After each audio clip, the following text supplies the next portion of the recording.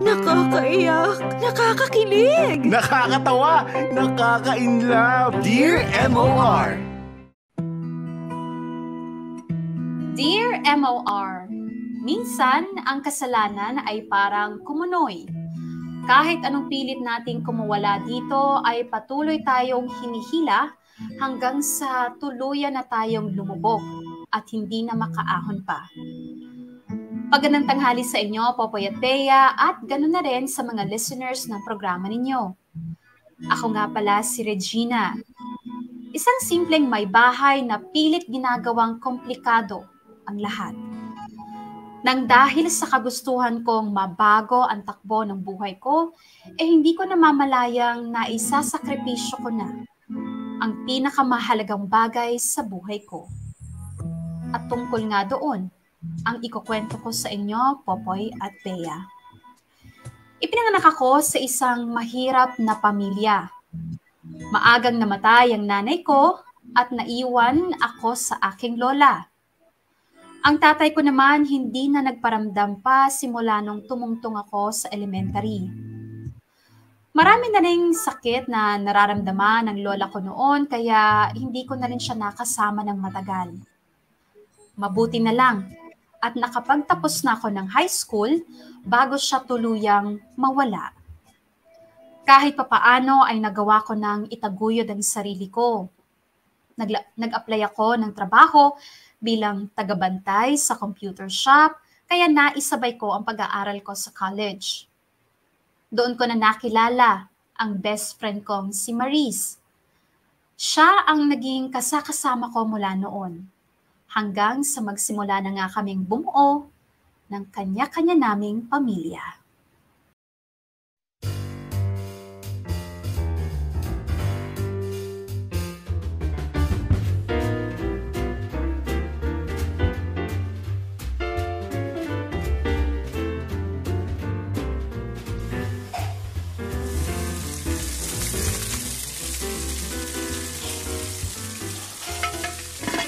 Check mo nga sis kung okay na tong timpla ko. Perfect! Okay na okay. Sure ka ha? Oo, okay rin na yan. Simpleng dinner lang naman to eh. Hindi naman to cooking show. Okay, sabi mo eh. Mas mainam pala kung magpasama ako sa'yo sa susunod pag may kailangan akong bilhin para sa kotse ko. Oo pare, sabihan mo lang ako, i-refer kita dun sa kaibigan ko. Sige. Aba, mukhang nag-e-enjoy kayo sa kwentuhan ah. Nabili niyo ba yung mga pinapabili namin? Oo naman babe, pero syempre bumili na rin kami ni paring Ram ng alak na may inom. Naku po, yan na nga pa sinasabi ko eh. Konti lang naman to babe, hindi rin naman kasi ako pwedeng maglasing masyado eh. Okay, anyway, i-ready na natin yung mesa para makakain na tayo. Sige.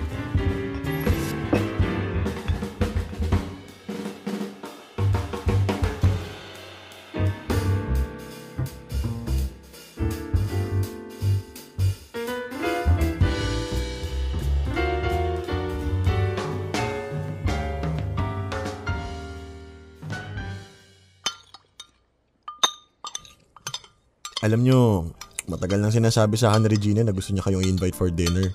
Kaso hindi matuloy-tuloy kasi madalas ako nasa ibang lugar para sa work eh. Buti naman pare at nagtagpo din yung mga schedule natin. Oo nga eh, pero pagpasensyahan nyo na tong place namin ha. Hindi kalakihan.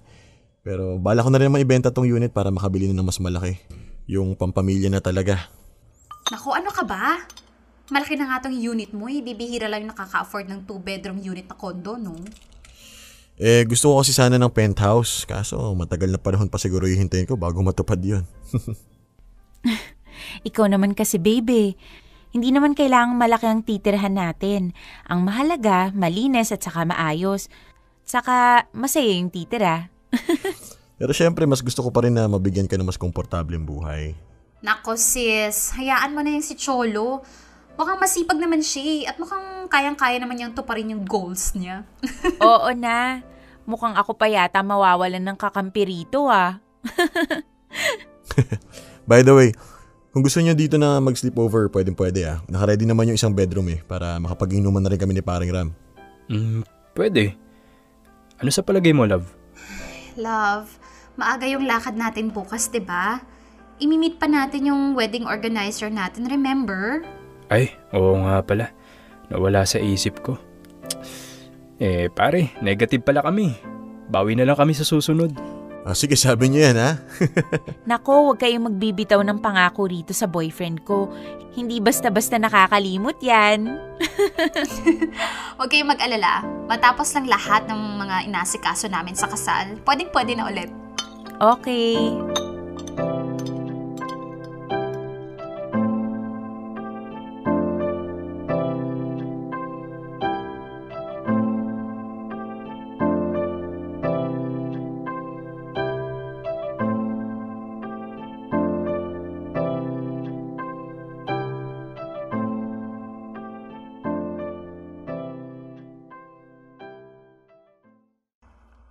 Thank you ulit sa dinner.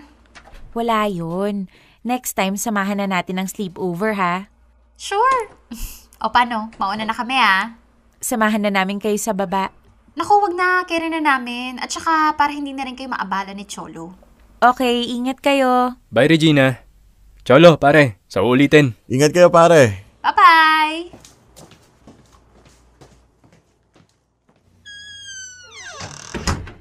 Ay, nakakatuwa silang dalawa, no? Few months from now, magiging mag-asawa na sila. Bubuo na sila ng sarili nilang pamilya.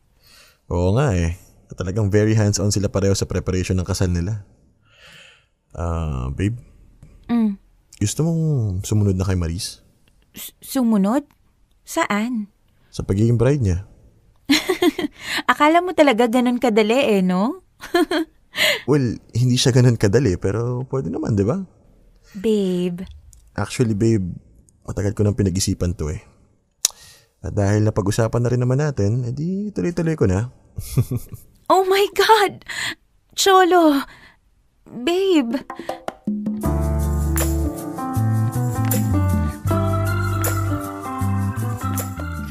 Regina, matagal na rin naman tayo mag-boyfriend-girlfriend. Bukod sa alam kong ready na ako, sigurado na rin naman ako na ikaw yung gusto kong makasama habang buhay. Babe, will you spend the rest of your life with me? Will you marry me? Babe naman Bigla-bigla ka na lang nagdedesisyon ng ganyan. Well, kung hindi ka pa naman ready, okay lang naman sa akin. Maghihintay ako hanggang sa maging ready ka na. Babe, sure naman ako na ikaw yung gusto kong makasama habang buhay. Kaso, hindi ko alam kung ready na ako Bakit naman? Kasi tingnan mo nga na hindi kita matulungan sa mga gastusin natin dito sa bahay. Wala akong maiambag sa buhay mo. Shh, babe. Kung ilang inaalala mo, ako na magsasabi sa'yo, wala kang dapat ipag-alala. Kaya kong i-provide lahat ng gusto at pangangailangan mo. At ang gusto ko lang makasama kita araw-araw. Gusto kong bumuo tayo ng masayang pamilya. Okay lang sa'yo? Kahit na wala akong silbi sa bahay? Babe, ano ka ba? Huwag mong iisipin na wala kang silbi. Ikaw ang nagbibigay inspirasyon sa akin. Ikaw ang dahilan kung bakit pinagbubuti ko ang pagtatrabaho ko. Dahil sa'yo, kaya maayos ang buhay ko ngayon. Kaya ayokong isipin mo na wala kang silbi, okay? Ay, kahit na taong bahay lang ako? Oo naman. Kasi nga, ikaw na ang tahanan ko. Corny mo, ha? Ito ang lagi mong tatandaan, babe. Kapag mag-asawa na tayo, or kahit ngayon pa lang, lagi ako magsisikap para maging mabuting provider sa'yo. At sa mga magiging anak natin. Hindi mo kailangan mag-alala sa future natin. Akong bahala sa'yo.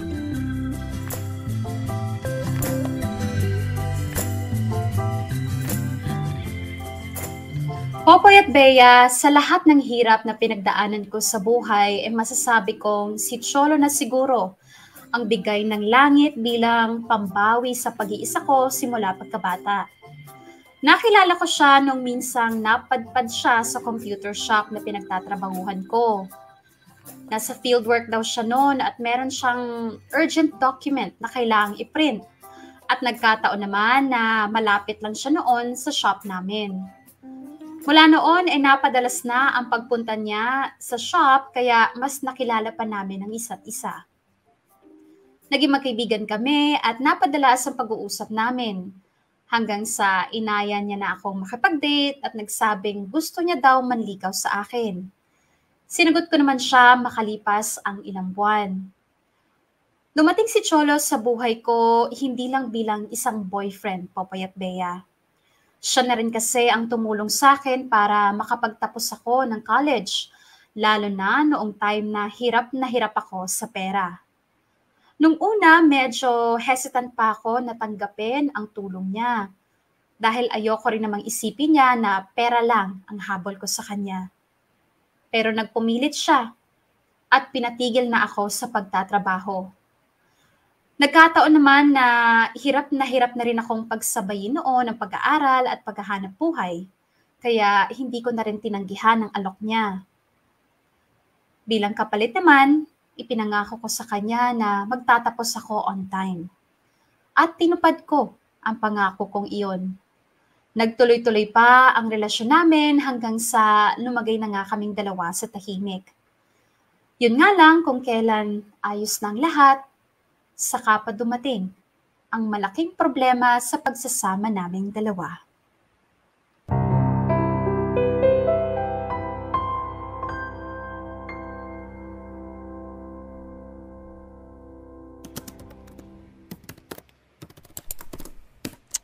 Paano kaya to? Mukhang kukulangin yung naipon kong pera. Naku po, ito na nga bang sinasabi ko eh. Hello, Queenie. Oh, hi, Mama Reg. Kamusta? Heto, sa bahay lang. Hindi makagala kasi walang pera. Hoy, grabe ka naman. Inunahan mo naman agad ako. Ano kasi,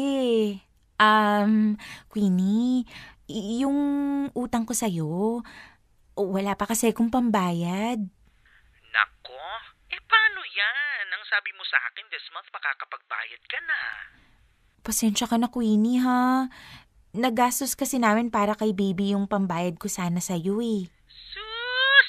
Nagastos kay baby o bumili ka na naman ng bagong bag? Nakita ko yung post mo last month. May bago ka na namang bag na branded. Naku. Wag ako, ha? Ayoko nang niloloko ako.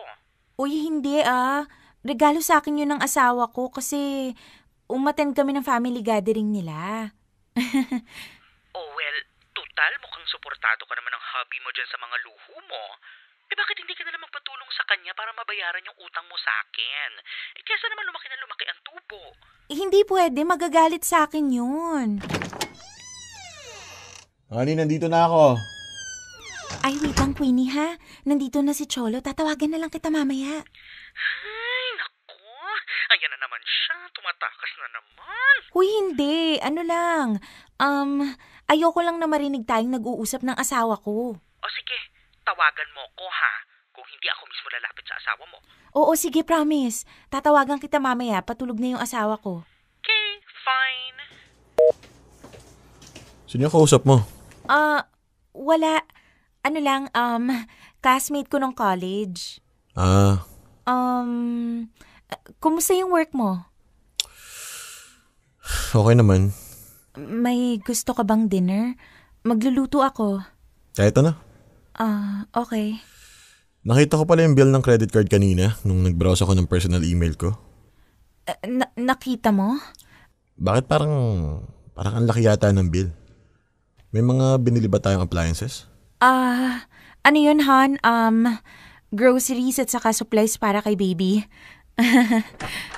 Supplies? Groceries? Kailan pa umabot ng 5 digits ang halaga ng groceries natin? Ano, Han? Nag-stock na kasi ako ng mamahaling gatas ni baby.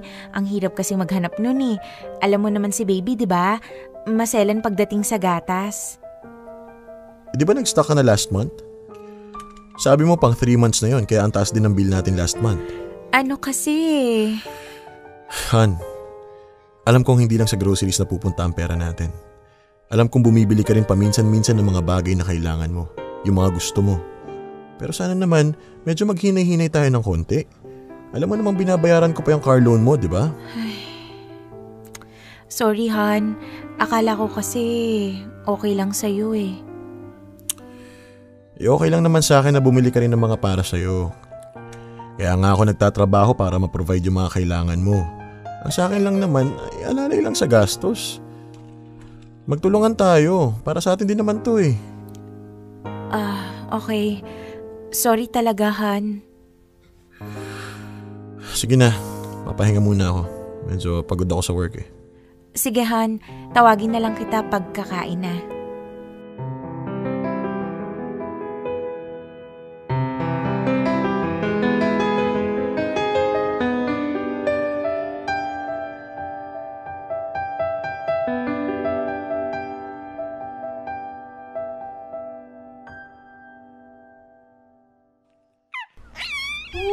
Cute ng baby na yan, eh, no?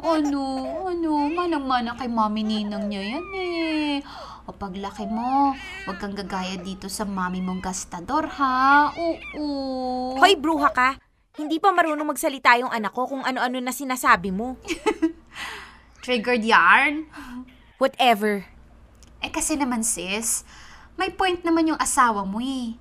Gastos ka ng gastos. Bili ka ng bili ng kung ano-ano. Ang taas-taas ng cost of living nyo. Dekondo na kayo. Tig-isa pa kayo ng sasakyan. Intindihin mo naman yung asawa mo. Nagigets ko naman siya.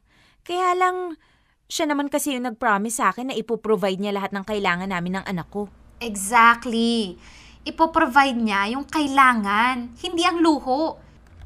Ikaw, puro non-essential na yung pinagkakagastosan mo eh.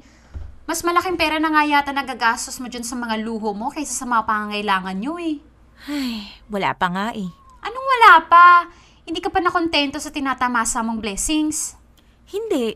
Ang ibig kong sabihin, may mga iba pa akong utang na hindi niya alam. Utang? Kanino?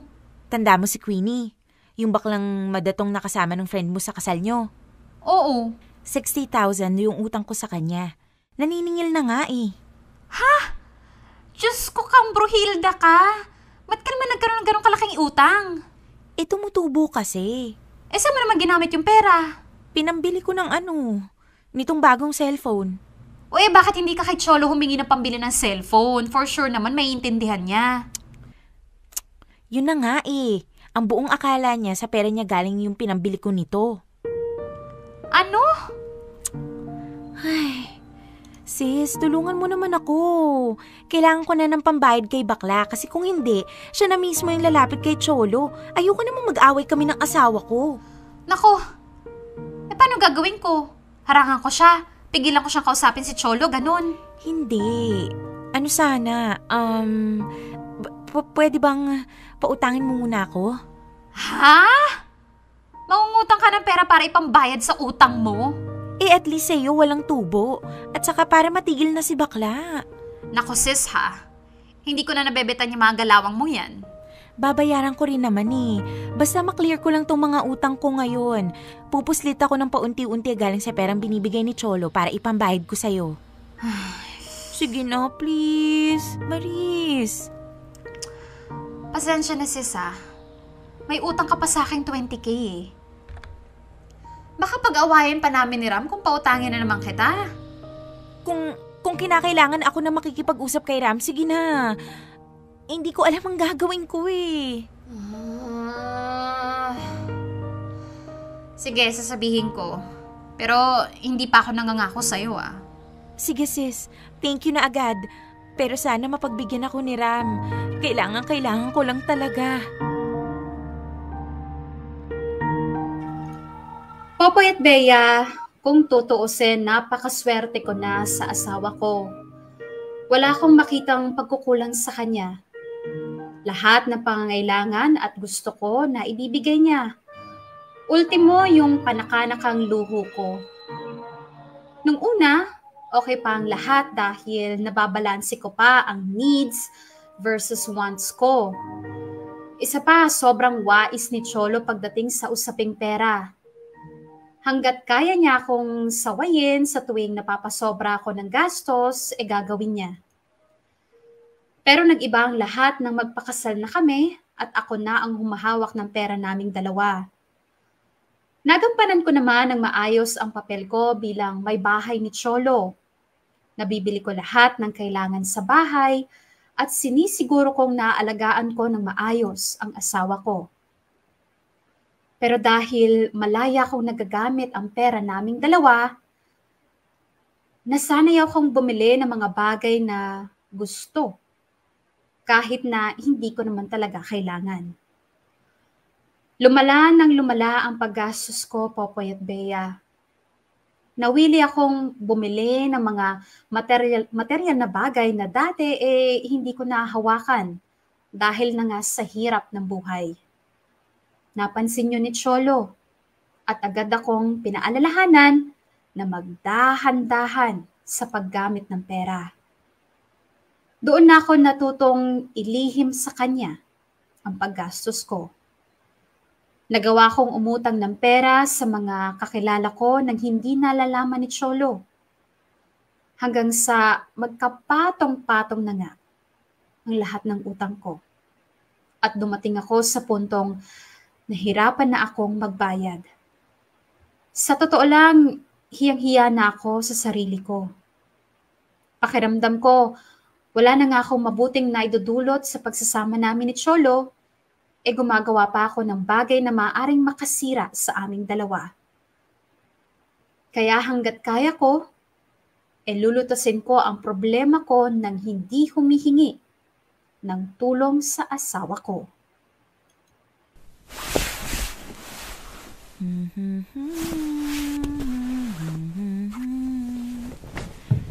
Cute-cute talaga ng baby ko. Tulog ka lang dyan, ha?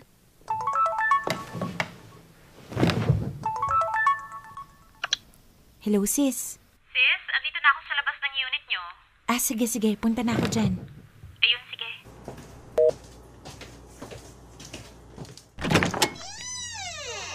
Sis, pasok. Si Baby Hana. Natutulog eh. Okay. Anong gusto mo? Juice o coffee? Coffee na lang? Okay, sige, wait. Magbubrew lang ako.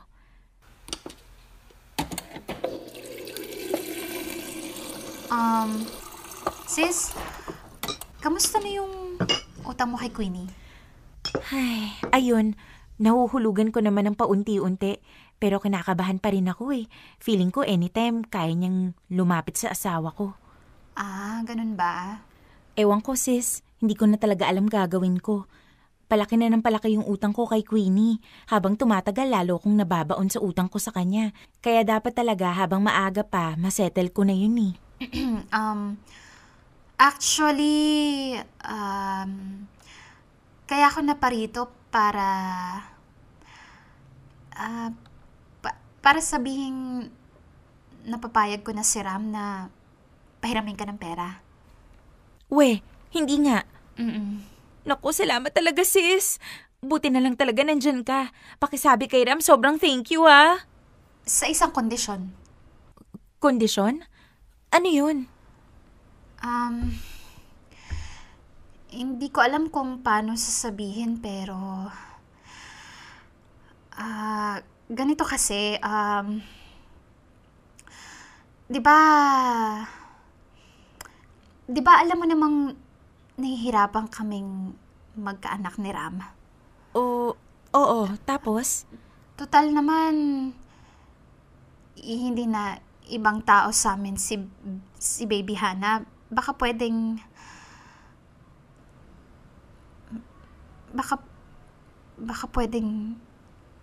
sa amin muna siya. Paano sa inyo muna? Sorry, hindi ko gets ha. Paki-explain nga. Papahiramin ka namin ng pera. Pero sa amin muna si Baby Hana. Nagpapatawa ka ba, sis?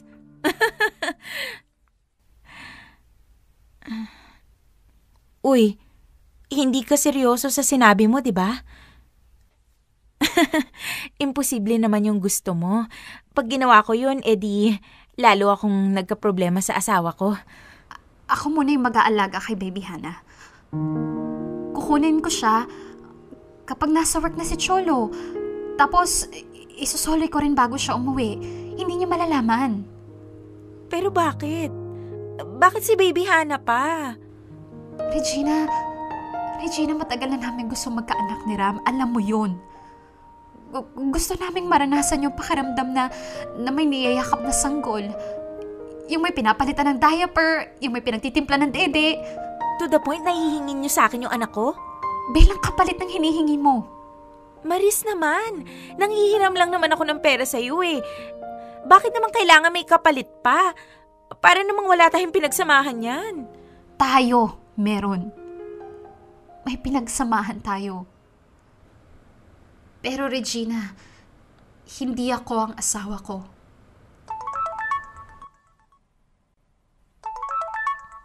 Wait, sagutin ko lang to ha. Hello? Hello, Regina. Kamusta? Okay naman. Ikaw? Hindi kasi ako masyadong okay. Ano mo yun? Baka pwede namang bayaran mo na yung atraso mo sa akin. Queenie? Oo na. Alam ko na yung sasabihin mo. Nahuhulug-hulugan mo pa unti-unti hanggang makabayad ka na ng buo. Ay, ate, palaki kasi ng palaki yung utang mo habang tumatagal. Kinakabahan ako na baka lalong hindi ka makapagbayad. Ikaw din. Mukhang hindi pa naman yata alam ni Cholo na bumili ka na naman ng bagong alahas. Queenie, please, wag mo namang isali sa usapan yung asawa ko. Well, kung magagawan mo naman ng paraan yung atraso mo sa akin, wala tayong magiging problema. Sige, gagawan ko na ng paraan. Magbabayad na ako ng malaki-laki next month, sure na yan. Okay, asahan ko yan ha. Babush!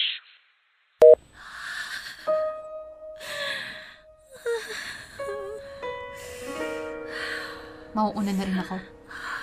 Pag-iisipan mo yung sinabi ko. Mukhang kailangan mo naman ng pere.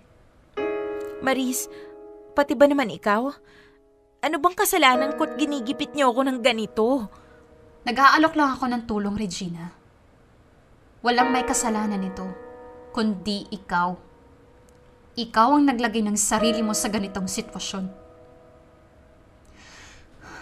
Sige na. Mauuna na ako.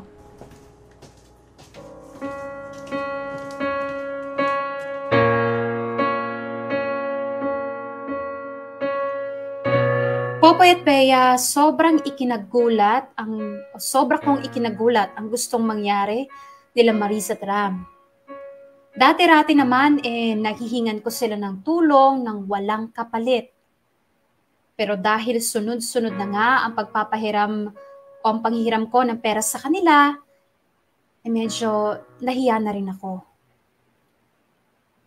Alam ko kasing kahit na hindi magsalita si Ram, hindi siya natutuwa sa tuwing pinapautang ako ni Maris ng malaking halaga. Lalo't hindi naman ako nakakapagbayad sa tamang oras. Pero ibang usapan na ang kapalit na hinihingi nila sa pagkakataong ito. Oo, hindi lingid sa kaalaman ko na nahihirapan silang magkaroon ng anak. Pero hindi ko naman inasahan na hihingin nila ang anak ko bilang kapalit. Kung tutuusin, hindi naman sila ibang tao kay Baby Hana. Kinuha namin sila para maging ninong at ninang kaya pwede silang pumasyal sa anak ko kahit kailan nila gustuhin. Kaya naman nung sabihin ni Maris na gusto niyang kuhanin ang anak ko kapalit ng hinihiram kong pera, labis akong nagulat. Hindi ko alam kung ano ang mararamdaman ko noon, Popoy at Bea. Dapat nagagalit ako kay Maris eh. Paano niya nagagawang humingi ng ganong kalaking kapalit mula sa akin? Sumasama ang loob ko sa idea na sa dinami-dami ng pwede nilang hingin bilang collateral, yung anak ko pa ang naisip nila. Pero kasabay ng sama ng loob ko, hindi ko maiwasang manliit sa sarili ko. Ganun na ba ang tingin sa akin ng mga tao sa paligid ko? Ganun na ba ako kasilaw sa pera para ipagpalit ang sarili kong anak? Nakakahiya. Nakakapanliit. Hindi ko lubos maisip na darating ako sa ganitong kalalang sitwasyon. Nang dahil lang sa paghahangad ko sa mga material na bagay. Mga bagay na pinagkait sa akin. simula nung isilang ako sa mundong ito. Dear M.O.R. Ang mga kwento ng puso mo. Dear M.O.R. Collateral. Popoy at Bea, nasa tamang katinoan pa naman ako kaya hindi ako basta-basta pumayag sa hinihinging kapalit ni Maris. Ang totoo, biglang nagbago ang samahan namin mula noong huli naming pag-uusap. Dati-rate, palagi ko siyang napagsasabihan ng mga pinagdadaanan ko. Pero simula noong hindi ako pumayag sa gusto nilang mangyari ni Ram, naging madalang na ang pag-uusap namin. Ang madalas ko na lang nakakausap noon ay si Queenie, na walang ibang ginawa kundi maningil at takutin ako. Hindi ko na alam ang gagawin ko noon, Popoy at Bea. Hanggang sa sinabi sa akin ni Cholo na magkakaroon siya ng out-of-town business trip na tatagal ng 2 linggo. Doon ako nakahanap ng pagkakataon na pagbigyan ang kagustuhan nila Maris. Oo, pumayag akong kunin muna nila pansamantala si Baby Hana kapalit ng pera ang kailangan ko para maabswelto na ako kay Queenie. Mabigat man sa kalooban ko, yun na lang ang bukod tanging paraan na pwede kong gawin para hindi matuloy ang kung anumang masamang binabalak ni Queenie. Yun na lang ang huling baraha ko. Ang kasunduan, Popoy at Bea, sila Maris muna ang mag-aalaga kay Baby Hana hanggat hindi ko pa nababayaran yung malaking halaga na nahiram ko sa kanila. Hindi na rin naman sila nahihirapan sa pag-aalaga sa anak ko dahil palagi naman silang nakikita nung bata sa tuwing pumupunta sila sa bahay. Pumayag ako sa kasunduan na yon dahil akala ko madali akong makahanap ng pera na ipangbabayad kina Maris. Pero mali ako ng akala. Wala akong ibang ginawa sa loob ng 2 linggo kundi subukang maghagilap ng pera. Pero bigo ako. At nung dumating na ang araw ng pagbabalik ng asawa ko, wala akong ibang nagawa kundi ang magtago.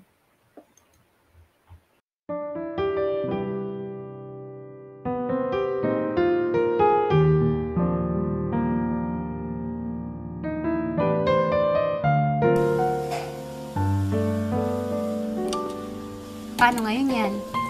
Magtatago ka na lang na magtatago sa asawa mo. Ay, ewan ko ba, bahala na. Gusto sana kitang tulungan kaso wala naman akong magagawa sa sitwasyon mo. Kapag dumating sa unit si Cholo at wala kami ni Baby Hana, siguradong magtataka yun. Ay, ba't ba kasi umabot pa sa ganito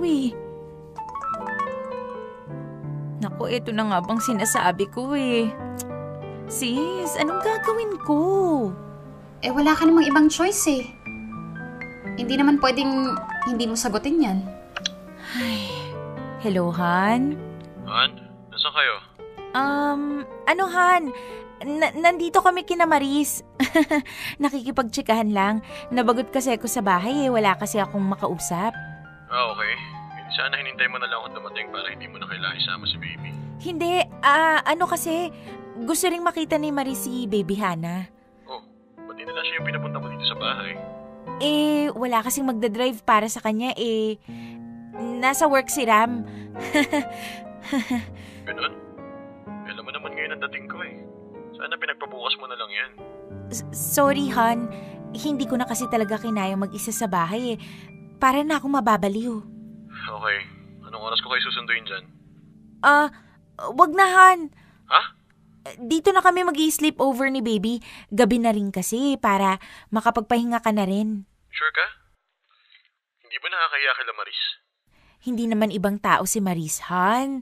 At saka, para makapag-catch up na rin kami sa mga kwentuhan. Okay, sige. Kung hindi kayo uwi ngayong gabi, dun muna ako kay Mama. Sakto, pinapapunta niya ako dun ngayon. Sige, Han. Pero dadaan ako dyan mamaya, Gusto ko lang makita saglit si Baby. Okay, tawag ka na lang ulit pag on the way ka na. Sige. Love you. Love you too. O anong sabi? Sis, lusot na ako ngayong gabi. Nagawan ko na ng kwento, pero bukas, problema ko yung bukas eh. Paano mo lulusutan yan? Sis, baka naman pwedeng iuwi ko muna si Baby Hana. Kahit saglit lang. Please. Ha? Hindi pwede. Hahanapin siya ni Ram. Isusoli ko naman kaagad eh. Kailangan ko lang siyang maipakita saglit kay Cholo. Bakit kasi hindi mo na lang sabihin kay Cholo yung totoo? Na may kasunduan tayo na sa amin muna si Baby Hana hanggat hindi ka pa nakakapagbayad ng utang sa amin. Maris naman! Alam mo namang siguradong pagmumula ng away namin yun. O ano naman kung mag-away kayo? Sa umpisa lang naman yun eh. Baka nga tulungan ka pa rin niya magbayad ng utang mo sa amin eh. Maris, kung alam mo lang, konting-konti na lang talaga palalayasin ako ni Cholo. Nalaman na niya kung saan napupunta yung pera niya. Please, Maris, pagbigyan mo naman ako. Saglit lang naman eh. Sorry Regina, pero hindi. At kung magpupumilit ka pa, ako na mismo magsasabi kay Cholo ng lahat. Ha? Ano? Magagawa mo sa akin yon? Oo! Kasi hindi pwedeng palagi na lang kitang kinukonsinte at pinagtatakpan. Kailangan malaman ni Cholo na yung asawa niya, grabe makawaldas ng pera. Na yung kinikita niya sa halos walang katapusang pagtatrabaho, napupunta lang sa luho mo. Maris, please naman no. Pasensya na lang talaga, Regina. Pero yun na lang mapapayo ko sa'yo.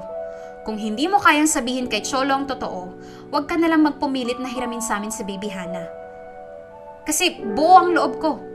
Ako mismo ang mambubuking sa'yo pag nagkataon.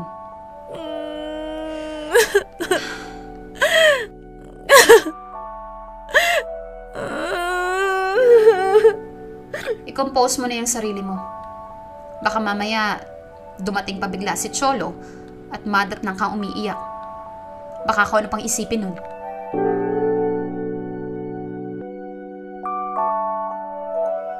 Popoy at Bea, para na akong mawawala sa katinuan ng mga panahon na yon. Sanay ako sa mga problema na dala ng hirap ng buhay nung dalaga pa ako. Pero hindi yung ganitong klase ng problema. Ngayon ko lang naranasan ang magipit ng ganito. At wala akong ibang pwedeng sisihin kundi ang sarili ko lang. Kung hindi siguro ako nagpadaig sa mga luho ko, malamang nasa maginhawa at komportableng sitwasyon ako ngayon. Hindi sana ako nagtatago sa kasalanan na ako rin mismo ang gumawa. Noong gabing yun mismo, Popoy at Bea, ay pinuntahan kami ni Cholo sa bahay nila Maris. Nagkunwari kami ng kaibigan ko na normal lang ang lahat. Niyakap ni Cholo ang anak namin nang walang kaalam-alam sa mga nangyayari.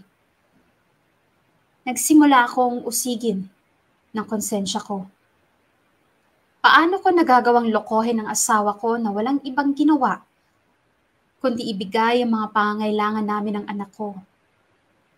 Paano ako humantong sa ganitong sitwasyon?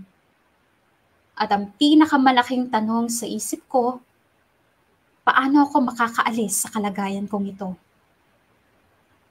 Nagpatuloy pa ang pagsisinungaling ko sa asawa ko, Popoy at Bea.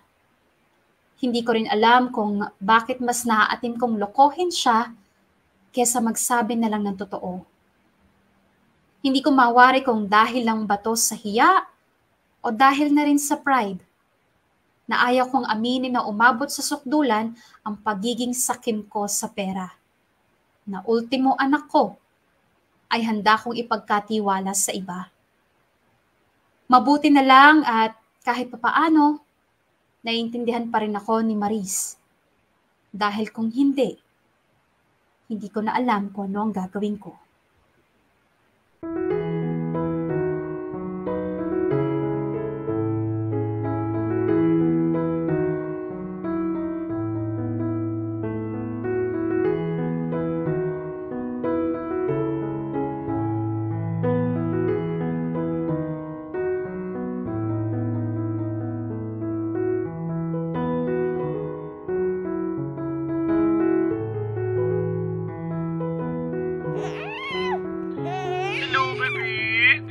daddy, ha? Kiss mo na?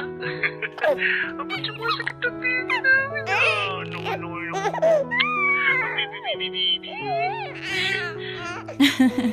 Umuwi ka na raw. Naku, gustong-gusto ko na nga, Han. Kaso malabo pa eh. Marami pa kaming output na kailangan tapusin. Paano yan? Miss na miss ka na ng anak mo. Sus, si baby pa talaga nakakamiss sa akin? Baka naman si mommy. Pwede namang both. Sige, hayaan nyo. Pagkatapos na tong project namin dito, hindi na muna ako tatanggap ng out-of-town trips para makapag-spend tayo na mas maraming time na magkakasama. Sabi mo yan, ha? Oo. Sige na, Han. Tawag na lang ulit ako mamaya. Bye. Bye, Han. So hanggang kailan mo lulukoy ng asawa mo? Hindi ko alam, Maris.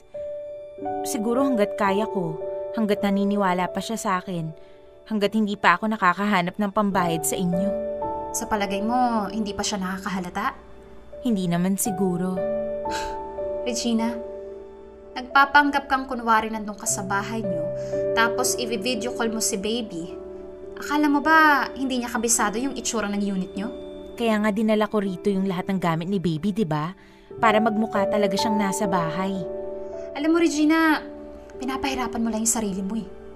Ang hirap naman kasi talaga ng kalagayan ko eh. O huwag ka magalit. Wala ka namang ibang dapat sisihin kundi sarili mo eh. Ay, sorry. Alis muna ako. Babalik na lang ako mamaya.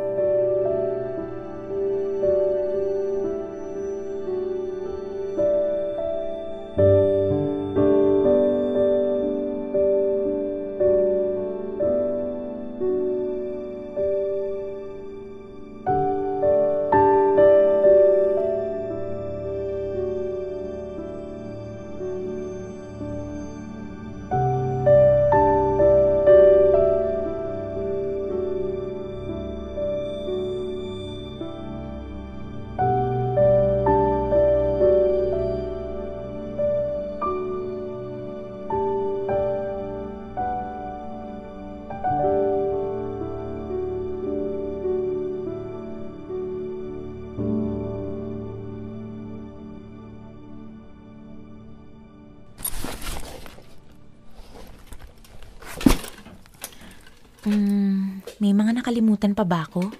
Mukhang wala naman na. Ay, kailangan ko nang magmadali. Baka mag-video call na si Cholo. Dito pa ako maabutan sa unit namin. Teka, nasaan na ba yung phone ko? Ayun.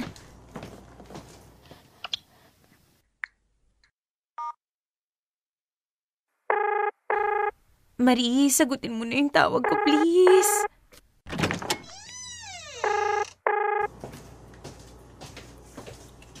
Saan ka pupunta? Ang dami mo yatang dala. Cholo? Han? Pupuntahan mo si Baby Hana? No need. Kasama ko siya. Okay. Mabuti naman kung ganon. Sino pala yung naabutan mo kina Maris? Silang mag-asawa. Talaga ba? Iniwan ko lang saglit si Baby Hana sa kanila kasi kumuha ko ng ibang gamit. Sabi nga ni Maris. Nasabi na pala niya sa'yo. Pero ba't ka nga ulit kukuha ng gamit ni Baby at dadalhin doon?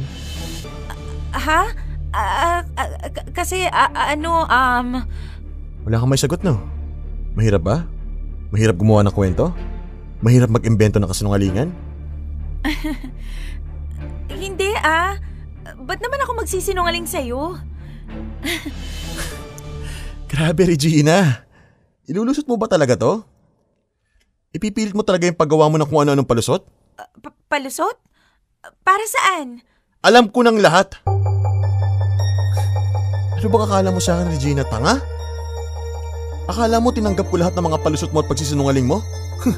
Pues nagkakamali ka. So, matagal mo nang alam? Matagal na kitang inoobserbahan. Lahat ng mga weirdong kilos mo, lahat ng ginagawa mo, alam ko may tinatago ka. Kaya ako na mismo gumawa ng paraan para malaman ng lahat. As in, lahat? Oo, pati yung mga utang mo. At kung saan mo dinala yung lahat ng pera natin. Mabait lang ako, Regina. Pero hindi ako santo para palampasin lahat ng kagaguhan mo. At total nag-impake ka rin naman Ituloy mo na yan. Umalis ka na dito.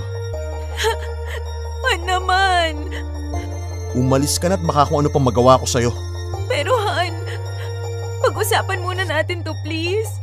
Huwag mo naman akong paalisin basta-basta. Hindi ko kayang mawala ng matagal kay baby Diba, Regina? Huwag mo nang gamitin si baby sa pagmamakaawa mo. Nagawa mo nga siya ipamigay sa iba Han naman hindi naman ibang tao si Maris. Kaibigan ko naman siya, kaya malaki yung tiwala ko sa kanya. Ganon? Okay. Total naman hindi sila yung ibang tao sa'yo, pues sa kanila magmakaawa. Makiusap ka na tanggapin ka nila dahil mula ngayon, bawal ka na dito sa pamamahay ko. Han, please.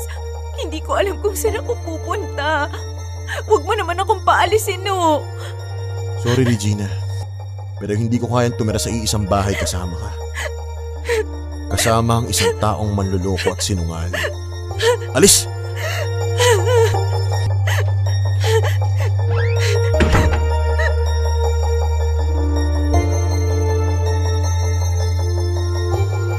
Popoy at Bea, nagawa nga ni Cholo na palayasin ako sa bahay namin. Siguro, nasagad na rin ang pasensya niya. Siguro mas tamang isipin na nandidiri na siya sa akin. Na ayaw na niyang makita ang isang taong kagaya ko. Sino ba naman kasi ang makakaatim na makasama sa isang bahay ang taong kayang magsinungaling ng matagal sa sariling asawa? At kayang ipamigay ang sariling anak sa ngalan ng pera. Matagal na pala siyang naghihinala sa akin. At hindi totoo na nauto ko siya sa lahat ng pagsisinungaling at panloloko ko sa kanya. Hindi totoong naniniwala siya sa mga palusot ko. Matalino ang asawa ko. Mabait lang siya, pero hindi siya madaling mauto. Sa puntong yon, siya na mismo ang gumawa ng paraan para matuklasan ang lahat ng mga kalokohang ginawa ko. Siya na rin ang nagbayad ng lahat ng pagkakautang ko kay Maris para lang maiuwi ang anak naming si Baby Hana. Popoy at Bea, naiwan na naman ako mag-isa sa buhay. Gaya ng dati. Ang kaibahan lang, masasabi kong deserve ko ito. Marapat lang sa akin na talikuran ako ng mundo ng lahat ng mga taong mahal ko. Ganun pa man, sa maniwala kayo sa hindi, hindi ko tuluyang iniwan ang asawa ko at si Baby Hana. Nakikibalita pa rin ako sa kanila mula sa malayo. Gusto kong magpakita sa kanila. Gusto kong malaman nila na hindi ako nawala. Na nandito pa rin ako anumang oras na kailanganin nila ako.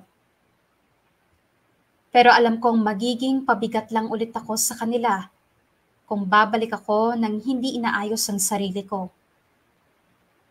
Lalo na kung hanggang ngayon baon pa rin ako sa mga utang. At habang tumatagal, palala ng palala ang sitwasyon ko.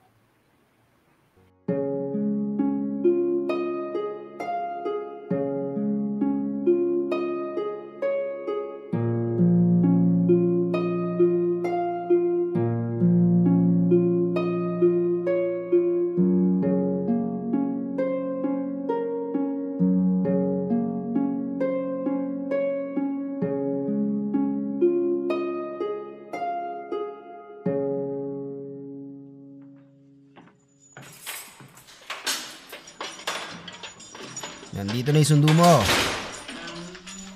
Po? Sino po? Kayo na lang mag-usap. Kumusta? Cholo? Okay ka lang ba? Cholo? Thank you. Dumating ka. Wait. Huwag mo ko yakapin. Kaya ang dami na nakakita. Sorry. Ano ba nangyari sa'yo, Regina? Ganon ka na ba kalala? Pati shoplifting pinatos mo na para lang matustusan yung luho mo. Hindi ko na kasi alam ang gagawin ko. Nababaon na ako sa utang. Wala na akong pambayad. Kung ano-ano na pumasok sa isip ko. My God, Regina! Cholo, pabalikin mo na ako sa atin. Please. Pinagsisisihan ko na lahat ng nagawa ko. Sorry. Sorry talaga. Gustuhin ko man, hindi na pwede. Kailangan mo munang baguhin ang ugali mo. Magbabago na ako, promise. Please, tanggapin mo na lang ako, please. Patunayan mo, bago kita tanggapin. Binayaran ko na lahat ng utang mo sa Queenie na yun. Halos ikaubos na lahat ng ipon ko, pero please, Regina, please lang. Ayusin mo na ang buhay mo. Ngayong wala ka ng utang na dapat intindihin, magsimula ka ng panibago. Thank you. Thank you talaga, Cholo. Huwag kang mag-alala. Promise, hindi ko sasayangin tong chance na to. Sana lang talaga. Pasalamat ka, may konting awa pa ako natitira. Kasi sa totoo lang, ayoko na sanang tulungan ka eh. Wala na dapat akong pakialam sa'yo. Pero sige, bilang respeto sa pinagsamahan natin, tutulungan kita ngayon. Pero huli na to. Sa oras na gawin mo pa ulit to, wala ka nang aasahan sa akin. Salamat. Gagawin kong lahat para patunayan na seryoso na ako sa pagbabago ko. Balang araw, matatanggap mo rin ako. Makakasama ko ulit kayo ni Baby Hana. Sige, mauna na ako. Ay, nga pala. Yung mga mamahalin mong bag at ibang gamit sa kondo, ibibenta ko na. Magpapatulong na lang ako kay Maris para malaman kung magkano halaga ng mga yun. Para kahit papaano man lang maging pera. Naubos mo yung ipon ko kakabayad sa mga utang mo eh. Sige, salamat ulit. At saka, magsimba ka. Baka kung anong demonyo na yan nasa pagkatao mo. Sige na, ingat ka na lang. Cholo. Oh. Magkikita pa naman tayo, di ba? Mabubuo pa natin ulit yung pamilya natin. Ikaw lang ang totoong makakasagot niyan, Regina. Pero kung akong tatanungin, oo, gusto ko. Sana magtuloy-tuloy ng pagbabago mo. Kailangan ka ng anak mo. Kailangan ka ni Baby Hana.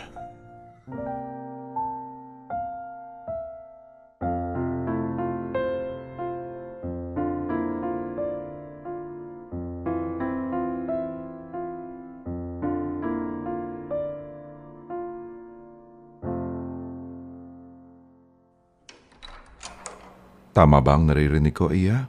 Ibinenta mo ang sarili mong anak? Hindi naman po, Father. Pero parang gano'n na rin po.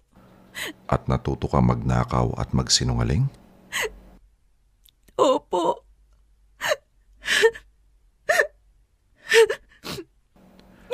At ang sabi mo, nagawa mo ang lahat ng ito dahil sa pagmamahal mo sa mga material na bagay. Tama ba? Nasilaw po ako sa mga mamahaling gamit. Cellphone, bag, mga sapatos. Hindi na bago sa pandinig ko mga ganitong pangungumpisal, Iya. Ganun ho ba? Oo, Iya.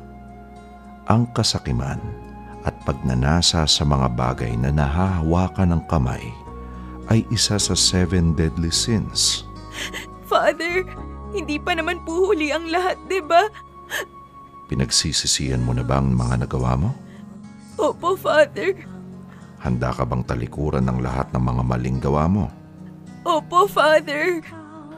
Kung ipinapahayag natin ang ating mga kasalanan, patatawarin tayo ng Diyos sa mga ito at lilinisin tayo sa lahat ng ating kasalanan. Iha, isuko mo ang sarili mo sa Panginoon at hingin mo ang gabay niya sa pagsisimula mo ng panibagong buhay. Isusuko ko na po ang lahat, Father. Wala mang matira sa akin.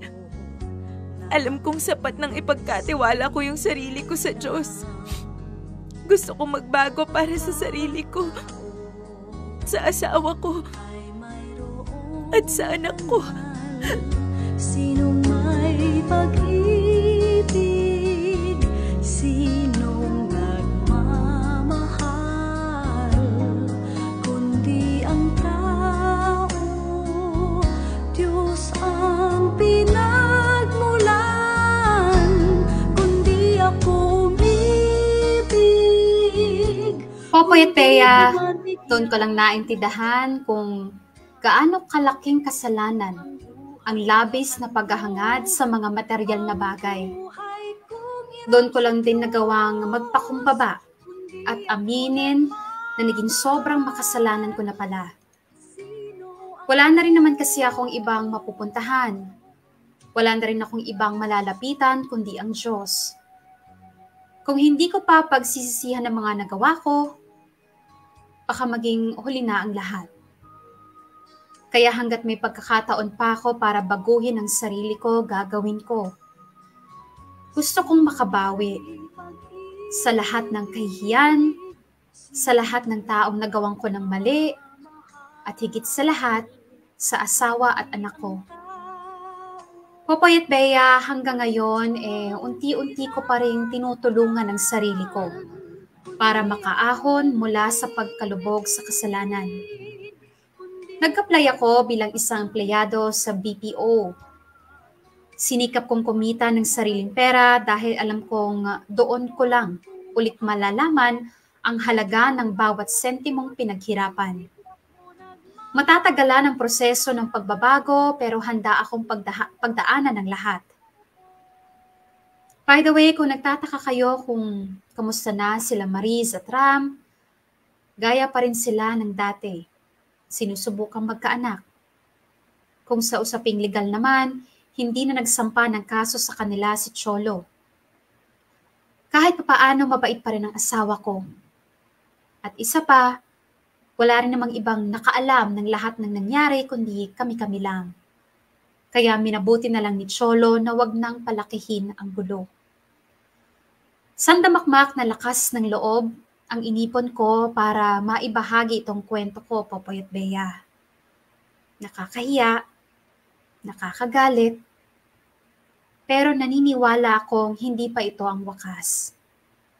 Sa susunod na magpadala ko ng sulat sa inyo, sisiguraduhin kong makakapagbigay na ako sa inyo ng magandang balita.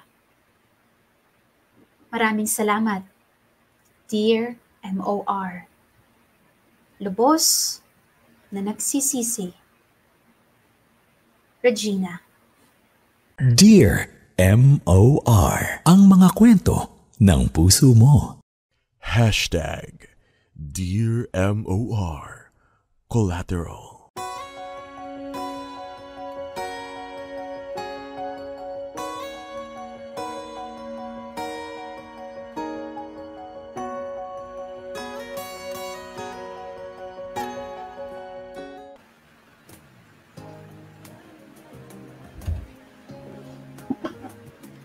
Sana may mic ka po, no? Yan. At sana hindi ka medyo bawasan natin ng konti. Ano? Medyo nasilaw din ako sa ginawa ko. Oo. Ayan mga kapatid. Mga kapamilya. Oras na po muna natin. It's 10 minutes. Sa pera. 10 minutes makalipas ang 2:00 ng hapon. Yan na nga po ang sana nga ay pagtatapos na nung hindi magandang nakagawian ni Regina sa kanyang pagiging maluho, yung pagiging marangya, bulagsak, aksaya at pagmamalabis. Kita nyo, lahat na nasabi natin sa kanya, which is talagang swak na swak lang. Ayan, at sana nga po ay hindi tayo ganito. Oo, hindi tayo yung materyaloso ng mga tao. Oo, na parang tuwan-tuwa kapag nakakakuha tayo ng kasiyahan kapag meron tayong mga material na bagay na oo, mga bagong gamit, yung mga bag, lalo na sa mga actually mapababae, mapalalaki. 'Di ba? Meron may mga bag, may mga sapatos, may mga sasakyan na ilan ba ang sasakay, ikaw lang naman. 'Di ba? Merong mga bahay na hindi pinatitirhan sa iba. Ayan, kasi pwede kayo mag-end up na katulad ni Regina. 'Di ba? Na kumbaga nasadlak na talaga doon sa kanyang addiction na kumuha ng mga gamit na hindi na kayang i-sustain ng kanyang lifestyle. 'Di ba? Correct. Oo. Alam mo, Poy, doon kasi sa takbo ng kwento ni Regina, parang gusto niyang isabihin sa atin na sinisisi niya yung kahirapang naranasan niya nung bata pa siya, nung dalaga pa siya, dito sa pagiging ano niya sa pera, yung masyado siyang nakahawak sa pera, no? Pero ako, I don't think so. I mean, madami dyan ang, alam mo yun, nag-umpisa sa mababa, nag-umpisa sa wala, hanggang sa nagkaroon. Doon nga nila mas lalong na-appreciate yung paghirapan yung meron ka at yung hindi gumawa ng mga bagay kung saan mawawala yung pera mo. Feeling ko etong si Regina, gaya nung sinasabi ng iba nating mga kamorkada, meron talagang may something talaga dun sa pag-iisip niya.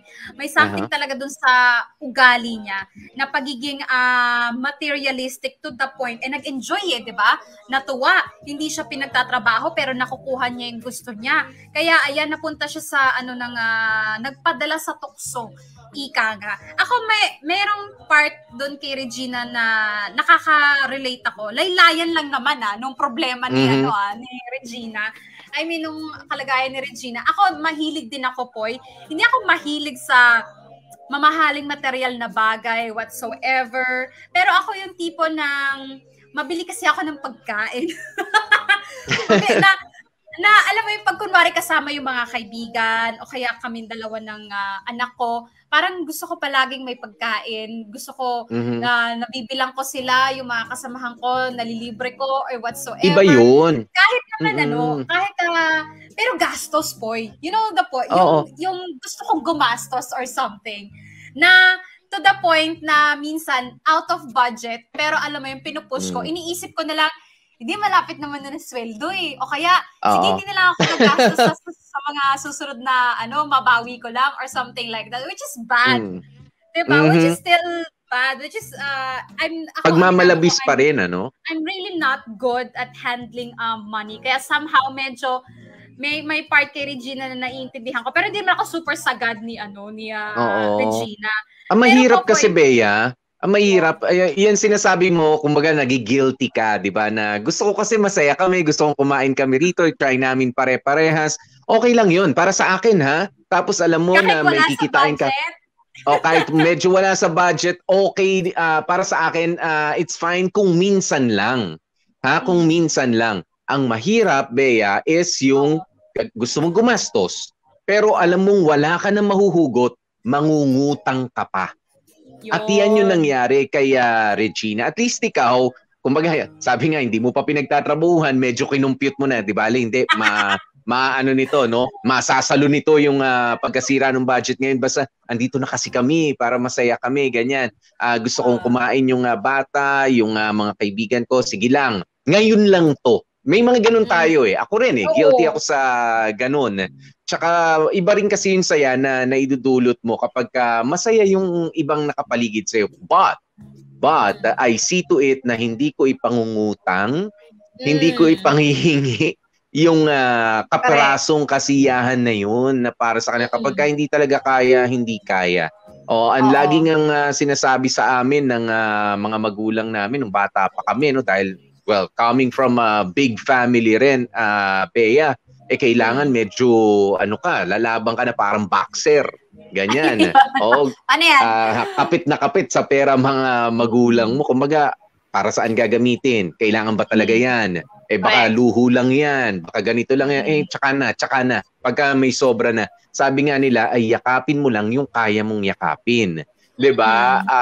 Panindigan mo lang yung kaya mong panindigan. Yung hindi mo kaya, di pag-ipunan mo pa, pagtrabahuhan mo pa, ganyan. Pero unahin muna yung mga kailangan lang. Ganun dapat.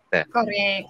Alam mo mga kamarkada, hindi namin sinasabi na bawal o ang laking kasalanan ang mangutang kasi hindi naman natin may iwasan na mapunta tayo sa kagipitan, 'di ba? May mga kamarkada dyan na kailangan talagang mangutang pero sa mahalaga naman mapupunta.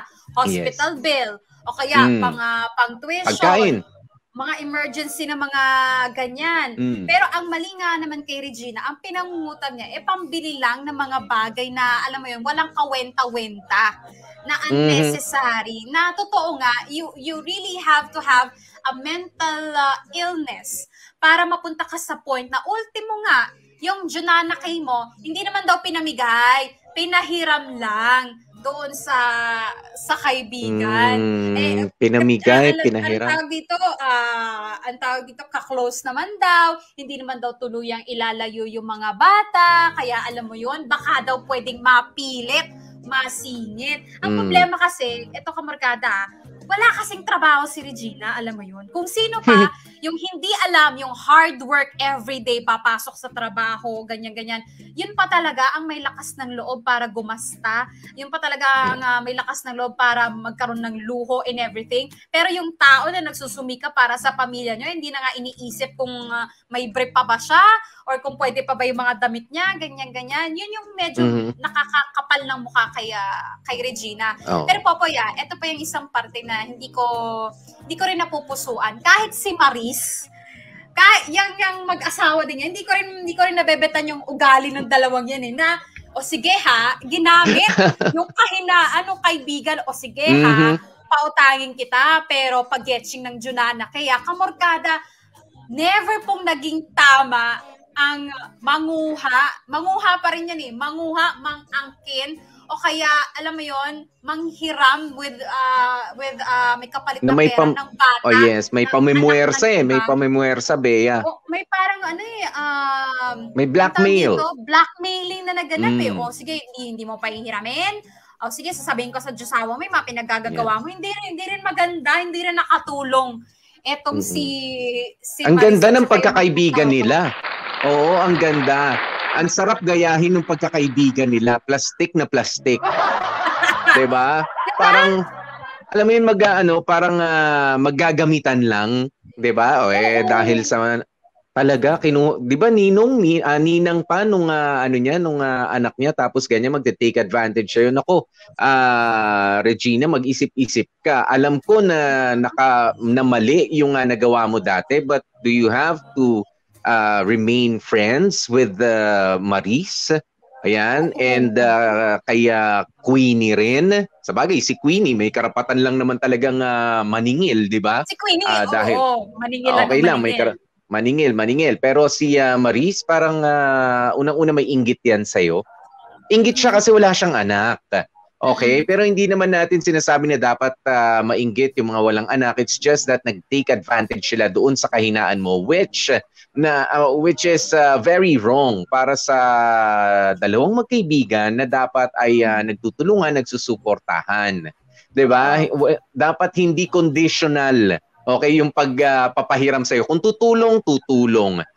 Pwede bang dalhin mo yung bata dito minsan, pero kapag kailangan mo nang umalis, uuwi na, ganyan, kasi nangungulila talaga ako sa pagkakaroon ng isang bata. O kaya ako na lang ang pupunta dyan sa inyo, that's fine. Okay pa yun, oo. Pero kapag inoobliga ka na at binablackmail ka pa na, sige, sasabihin ko sa asawa mo itong ganito, yung ganyan, na parang binili mo yung yung may pagtubos?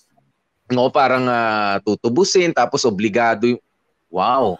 Diba? Pero, alam mo, Regina, ang baba-baba na ng tingin ko sa sarili ko kung ganun ang magagawa ko dahil para sa anak ko, ayan, at para sa luho ko, 'di ba? Which is dapat wake up call na 'yan para sa iyo. At sa mga katulad ni Regina, buti na lang, Bea, alam mo, medyo nabawasan yung inis ko dahil si Regina is not the type na marami sa ngayon ang ganyan.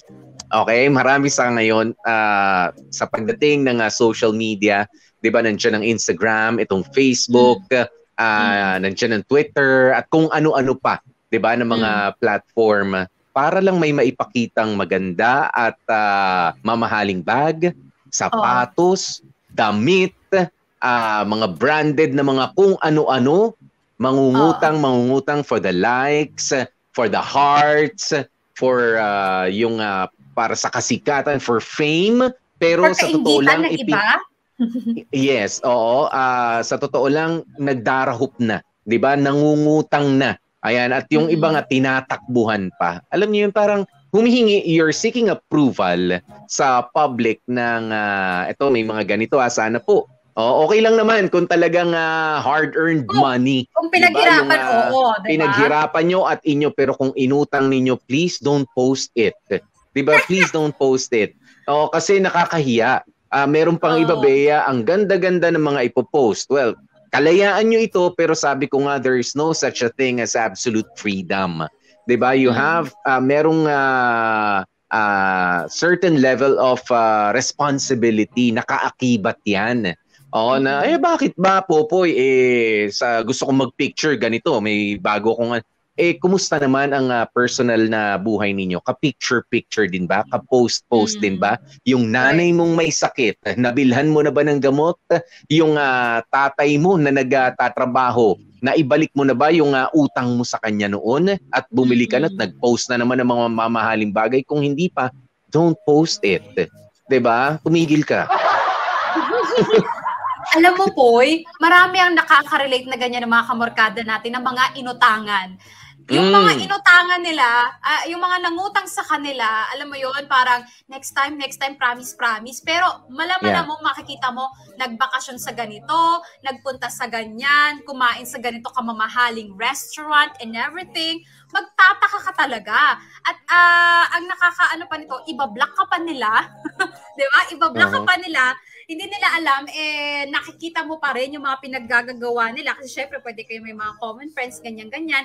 At nakaka-offend, diba? Nakakasama ng loob na kaibigan kita, pinautang kita, dahil kaibigan kita, may tiwala ako, tapos tatry rin mo ako ng ganito, na parang ako pa yung hirap na kunin yung inutang mo sa akin. Ako pa yung hiyang-hiya na alam mo yon, mag-message sa'yo, mangulit sa'yo, ikaw tong dapat nahihiya sa akin dahil 10 taon na yung utang mo, hindi mo pa nababayaran and everything. Ang daming ganyan, Popoy, ang daming ganyan sa Facebook, sa social media. Naglipa na nga naman talaga yung mga nangutang at yung mga nagpapautang. At parang ganyan kay Queenie, di ba? Kay Queenie tsaka kay Regina, uy, nakita ko may bago ka na naman kieme. O baka naman na ako muna yung kiamihin mo, yung jutangersin mo sa akin. Total, nakabili ka ng di ba? At ang malala pa nito, Popoy, eto gawain din to ng ibang mga kamorkada natin. Mangungutang para ipangbayad sa utang. Ngayon, alam mo yung Sandali, Bea. Para mas maging madali sa'yo yung pag-explain, pangalanan mo na kung sino yung sinasabi mo. Sige, i-name drop mo na. Sino? Para mas na-explain mo. Kunyari, si Jerry, itong umutang kay Bea, na ipinasa kay Jojo. Yung mga ganyan. Sige, pangalanan mo na, okay lang. Hindi ako, kundi yung mother-in-law ko, maraming ganyan. Ay, oo. Nagsanga-sanga na, no? Yung utang. Oo, nagsanga-sanga. At saka meron din akong isang kilala na, alam mo yun, para mabayaran yung utang, umutang din. So, alam mo yun, non-stop.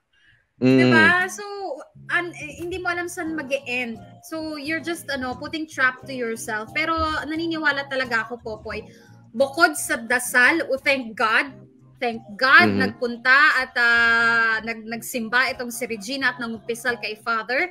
That's a good sign. That's the first step. Pero bukod doon, feeling ko kailangan din niya ng professional help from a psychiatrist or a psychologist when it comes to yung problema niya na paggasta. Kasi hanggat walang professional help na nagsasabi sa kanya na, this is what's wrong with you, and this is what you did, and this is what you have to do, feeling ko magiging mabagal yung pagbabago ni Regina. Kung siya lang kung siya lang sa sarili niya ang tutulong sa sarili niya. Kailangan may other people may professional nga. Alam mo, Bea, totoo yan sinabi mo, no? Pero sana ang makilala nyong doktor ay yung doktor talaga. Hindi yung gagawin nyo na naman na kukonsulta kayo kay Dr. Google na ganyan. Paano ba? Dr. YouTube. Dr. YouTube, paano ba yung 7 steps o 5 steps, 3 steps, kahit 69 steps pa yan. Diba? Kung paano mong i-overcome ang yung addiction sa luxurious na pamumuhay, di ba? Pero alam nyo, never talaga dapat maging katwiran.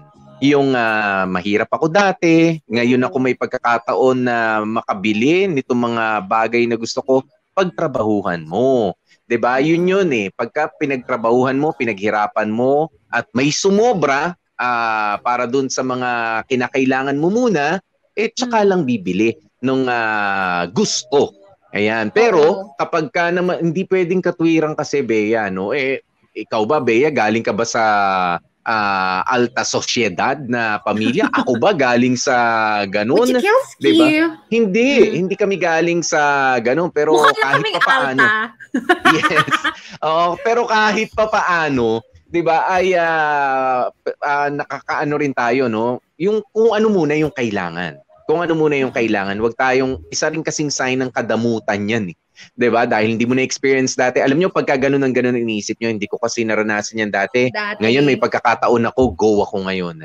Depende. Kaya mo ba talagang i-maintain yung ganyan? Tsaka hindi pa ba sasapat yung isang mamahaling bag? 2 mamahaling bag na iniregalo sa'yo ng asawa mo, papalit-palit. Kailangan ba para kang fashion model? Kailangan diba, heart evangelista?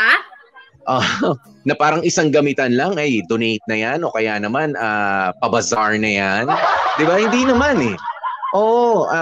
Alam nyo, maging secure tayo sa mga sarili natin. Meron ka nagagamit na bag? Ano ba ang purpose ng bag?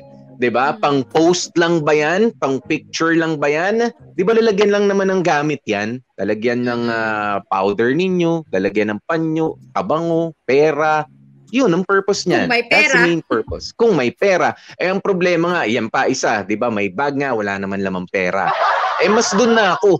Ang dami kong kakilala kasi laking palengke ko dito sa Marikina Public Market, Bea. Laking palengke ako. Alam mo yung mga sling bag, naka-sling bag lang 'yan. Hindi, naka-sling bag na yun kapag habang nagbebenta. Ano no? Yung fanny pack, yung parang belt bag. Yun, yung belt bag. Pero alam mo, kapag ka nga naghahanap buhay, walang bag yung iba. Ang gamit yung, yung orinola. Yung ginagawang arinola sa gabi. Ano yun? Nandun ang maraming pera. Hindi maganda yung bag. Malagyan. Pero, yung arinola. Yung may takip na gano'n, nagtitinda ng isda, nagtitinda ng baboy, gano'n ang pinaglalagyan. Pero marami ang pera pinaghihirapan nila. Ikaw, branded nga yung suot na na bag o daladalang bag. Sus, wala namang pera. Diba nga? Alam mo po, nakakapanghinayang kasi diba may part dun sa storya ni Regina na naman siya, hardworking naman siya. Diba pinilit nga niya na magtrabaho at pagtapusin yung sarili niya sa college, nakagraduate naman siya. Pero alam mo yun, anyari, nag-umpisa kang okay, nag-umpisa kang matinong babae, pero dahil nga sa pera, kaya nga sinasabi nila, Popoy, diba, money is, the root of all evil. Tama ba? Tama ba yung chika ko? Kasi nga, ang dami-daming pwedeng masasamang gawin ng tao alang-alang sa pera. Sa ngalan ng pera. And that's true, mga kamorkada. Kaya alam mo yun, wag niyong ipanalangin na na sana magkaroon ako ng 10 milyon agad-agad, like boom, ganon, ganyan. Sana manalo ako sa loto, ganyan-ganyan. Mas maganda siguro ipanalangin nyo na sana magkaroon ako ng kabuhayan na siya magdadala sa akin o magbibigay sa akin ng yaman na hinahangad ko. Sana bigyan ako ng pagkakataon na makapaghanap buhay o paghirapan yung gusto kong makamit. Hindi yung matik-matik agad-agad, ganyan-ganyan. Kasi sa totoo lang, hindi ka magiging masaya kapag hindi mo pinaghirapan yung pera. Alam mo, kung gano'ng kabilis dumating, gano'n din kabilis mawawala. Kabilis, yes. Alam mo, Bea, hindi ako ganun kagaling humawak ng pera. No? Minsan nga, para ano ba yan? Saan ko ba pinaglalagay yung pera ko? Sa mahal ng bilihin ngayon, ang dalas ko makonsensya eh. Diba? Papagasolina ka lang, para ka na hold up. Diba? May bibiling ka, mag-grocery ka lang. Parang, alam mo, natutulala na ako madalas. Oo, parang, yun na pala yun. Ubus na pala. Teka, wala na mahuhugot. Pero alam nyo, iba rin yung feeling kasi na magtitiis ka sa ngayon. Diba? Maghanap buhay ka lang, kumikita ng konti dahil masarap yung pakiramdam. Kahit pa paano, naranasan ko naman to, no, na pagka may binili ka, yung walang guilt feeling. Kasi gusto ko to, minsan lang to. Alam ko, naalala ko nung may binili ako pagka mahal-mahal na, hindi naman sobrang mahal, na sapatos si Kobe Bryant. Buhay pa siya noon. Wow. Diba? Pero sabi ko parang, ang ganda niya. Ang ganda. So, binili ko. Pasko, sabi ko, uy, meron namang bonus, meron pa naman akong trabaho. Pero yung guilt feeling, wala eh. Wala. Kumbaga, pagbibigyan ko lang yung sarili ko for, sabi nga ni Mrs. Popoy, ang mahal naman yan. Sabi ko, oo, alam ko naman, ako unang tumingin sa presyo. Pero mapagbigyan ko lang yung sarili ko, pero walang walang guilt feeling. Yung kasi sabi ko, makakatulog ka sa gabi. para, meron namang dyan. Ito yung inipit-ipit ko lang kasi gusto ko talaga yan. Pero hindi ko yan binili nung naisipan ko nung araw na yan. Ilang beses kong binalik-balikan, tingin-tingin, hawak-hawak. Ganun lang, hawak-hawak. Nandun lang sa cart mo. Parang mga kalahating taon yan, Bea, na tinitignan mo pa sa, sa internet. Ayan na yung itsura niya, Ganda talaga, ganun. Pero, diba, kaya nung finally, sabi ko, nakaipon na ako, ayan, makuha na nga.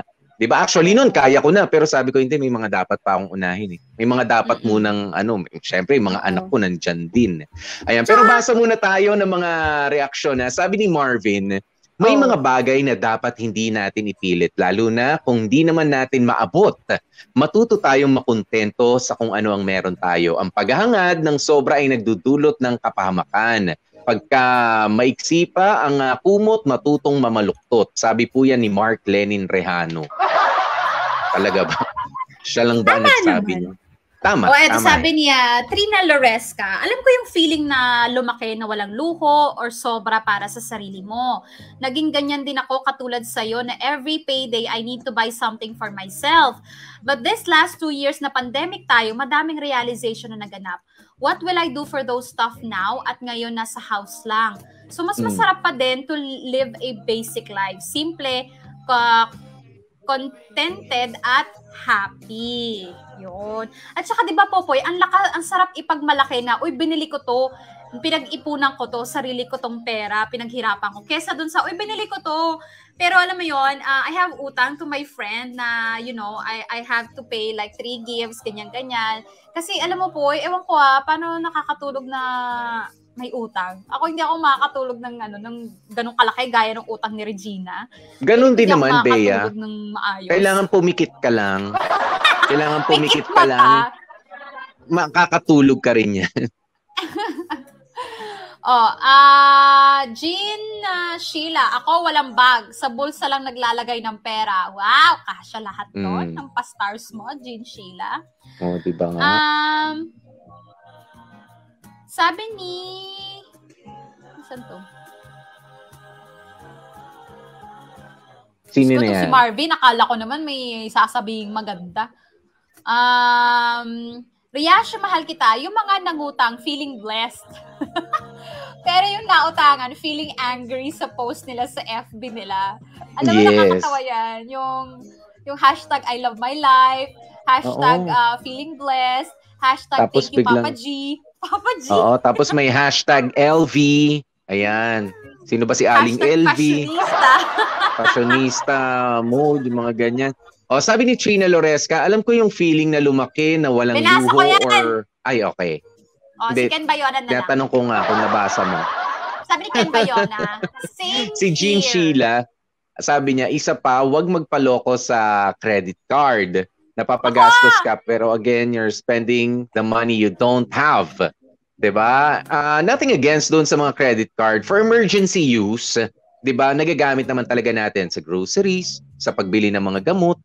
Ako gumagamit ako niyan doon lang sa mga necessities. 'Di ba? Tapos kailangan mong bayaran na rin, online na lang naman ang pagbabayad ngayon. Pero kung gagamitin mo doon nga sa mga luho-luho, naku po. Wala. Naku, nabiktima ako niyan ng credit card na 'yan. Never again. Charing. Sabi ni, binabasa ko kanina, maganda yan si Ken Bayona, sabi niya, same here. Pinag-iisipan ko kung bibilhin ko na ba yung Nintendo Switch o iwas muna at mag-ipon pa. Awa ng Diyos, 2 years na akong nakakaiwas para sa pamilya ko. O, diba nga? Oo, may mga ganon. May sinasabi sila, di ba? Kung may gusto kang bilhin, huwag mo mong bilhin on the spot. Kailangan balikan mo muna siya ng maraming beses. Kasi habang tumatagal, kakatingin-tingin mo, doon mo malalaman kung gusto mo ba talaga siya o hindi. Katulad ni Popoy, kakatingin-tingin, pero napatunayan na gusto niya talaga. Eh di binili niya. Kada tingin ko, nagsusukat pa.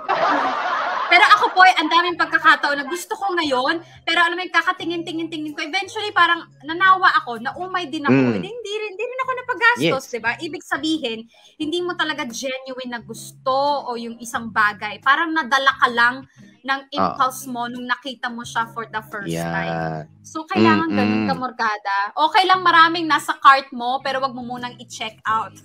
Yeah. Isa pa yan.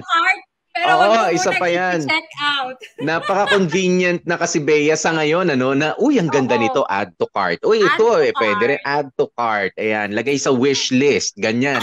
Ay, nako, hindi po, sana, okay lang naman yun, pagkakailangan sa bahay. Alam mo, may iba kang mga bagay na nakikita dito sa kwarto ko, Bea, no, na ano lang naman, na add to cart lang naman. Kasi sabi ko, kailangan ko. Ayoko naman ng plain lang. Halimbawa, yung artwork na nandyan. Yung pa-painting na yan. Yung pa-painting na yan.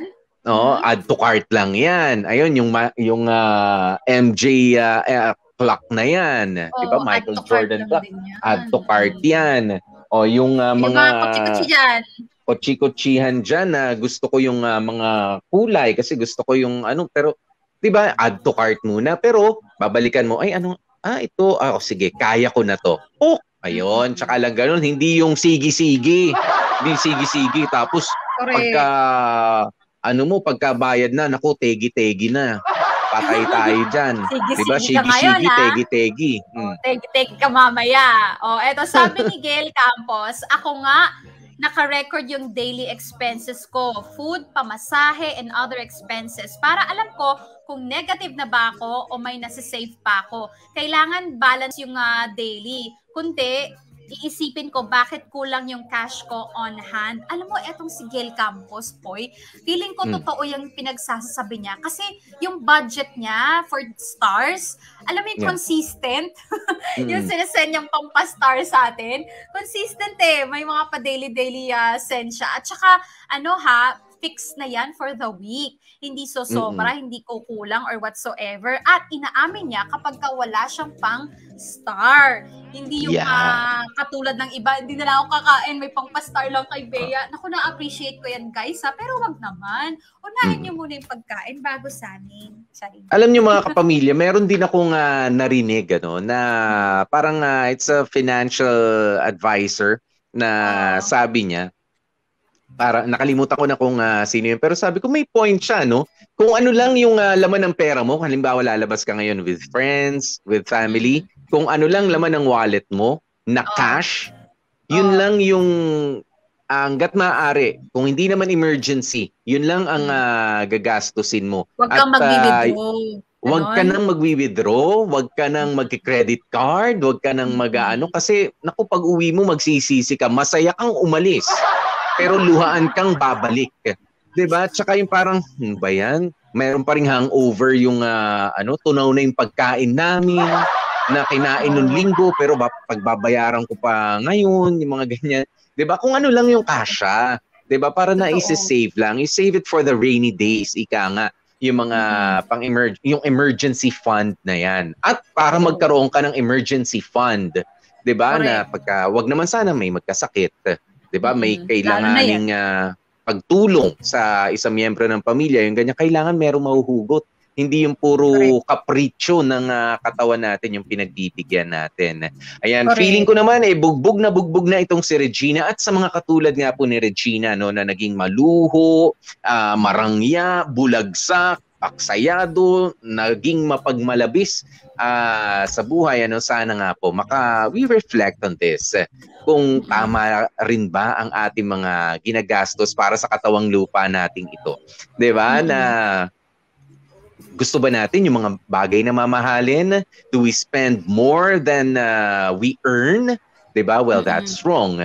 'Di ba? Maling-mali 'yun. Kumbaga, kung ano lang yung kailangan, yun muna ang pagkagastusan, at kung ano naman yung mga kagustuhan, pwede namang manatili munang kahilingan kung hindi pa naman kaya.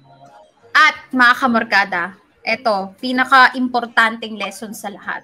Wag na wag nyong ipagkakalulong yung junanakin nyo para lang sa pera, para lang sa luho nyo.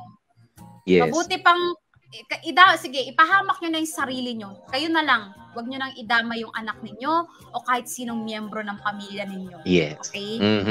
Ayan. Anyway, Poy, pasalamatan Hindi natin. na natin babanggitin yung lately, yung napabalitang ha? Oo, yung kanyang baby. Binitbit para at lang sa, ano ba yun? sa halagang... Online sabong ba yun? Online sabong. Ayan. Ganun din yung pagmamalabis din yun. Correct. Oo. Eto, pasalamatan natin yung mga gumanap for today's story. Regina, Jamie Rubio yan, si Cholo, Dan Capuchon, napakagaling na si Maris, DJ Bea, si Ram, si Warley Aligao, si Queenie, Chan Palma, si Father, si John Kamat, ang magiting na jail guard, Makoy Marcos, at ang nagsulat ng kwento nito, maraming salamat sa iyo, Warley Alagao, and of course, ang nag-edit, Jaco Loco. Iyon. Thank you so much. Ito, meron lang pahabol si Annalyn Porquedo. Sabi niya, working po ako sa South Korea, medyo malaki naman ang sahod, tapos single ako, pero pinag-iisipan ko din bago mag-purchase ng mahal na shoes like Popoy. May binili ako na shoes na birthday gift ko sana sa sarili ko, pero dumaan na ang Pasko at New Year. Saka ko lang naman nabili. At least 3 occasions na bago ko pa napagbigyan ng sarili ko. Almost 1 year akong nag-isip talaga. Diba? Yan yun, no? Kita nyo? Single siya, nagtatrabaho sa ibang bansa. Kasi nga, it's hard-earned money. Pinaghirapan yung perang yun. Kaya parang ang hirap basta bitiwan. Ingatan niyo po ang pera ninyo. Kung di niyo po kaya, bigay na sa akin yan. Please. Maawa po kayo. Sorry. Pero Poy, eto, pahabol na lang. Naalala ko nga yung, nakalimutan ko sino na nagsabi, pero ang parang ang chika is, yung tunay na mayaman, hindi mo akalaing mukhang mayaman. Kasi hindi sila yung nagdi-display ng yaman nila. Yun po ang tunay na mayaman. Okay? Yeah. I'm just saying. Think before you post. Mga kapamilya, nako, ang oras na natin, 16 minutes before 3 p.m., 2:44. Nakasama nyo nga po kami. Ako po si DJ PDJ Popoy. That's my Guapopoy. And of course, gorgeous Bea, na hindi sanay na hindi ako ng budol today, pero kaya ko to, guys. I can do this. Yan. Budol fasting muna tayo ngayon, ha? Ayan, at bukas at sa Biyernes, abangan po ninyo ang ating mga susunod pa mga kwento sa ating pre-Lenten drama special ng Dear MOR. Mga kapamilya, as always, stay safe, stay healthy, at kahit ano nga po mangyari mga ka-family, habang nagre-reflect kayo, please, stay happy.